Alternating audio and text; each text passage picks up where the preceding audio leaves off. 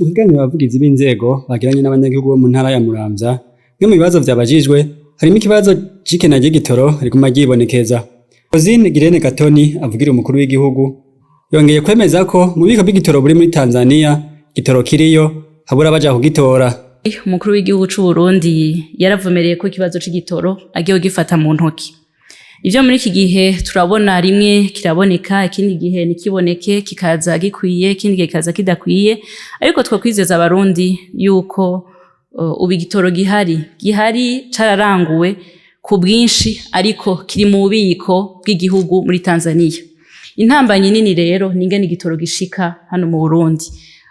Mu bubiko bw'i Tanzania kiriho, twagiye turabona intambanyi aho muri ya ntumbero yuko hari abarundi bamwe batagira umutima wo gukunda igihugu nkuko bibereye, usanga bareka kuja kukizana bafise uburyo bwo kukizana amakamyo manini canke abakizana bakagiha amasitasiyo amwamwe canke bakabikora baraba bagira nkunzi.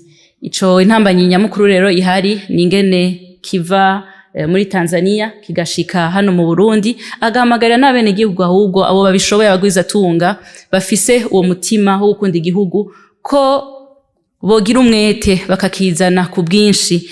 Umuvugizi w'umukuru w'igihugu yongeye avuga ko hariko harigwa uburyo igitoro coshishwamwo kugira gishike mu gihugu vyoroshe. Aciye yongera koko abatakizana baravyemeje nabo bagiye gufatirwa ibihano.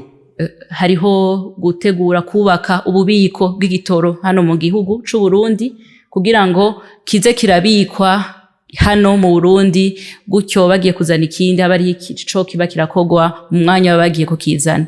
Ikindi no kurondera amakamyo manini y'igihugu yoza arakizana, ivyo biri muriko birigwa kugira ngo ico kibazo gitoregwe umuti.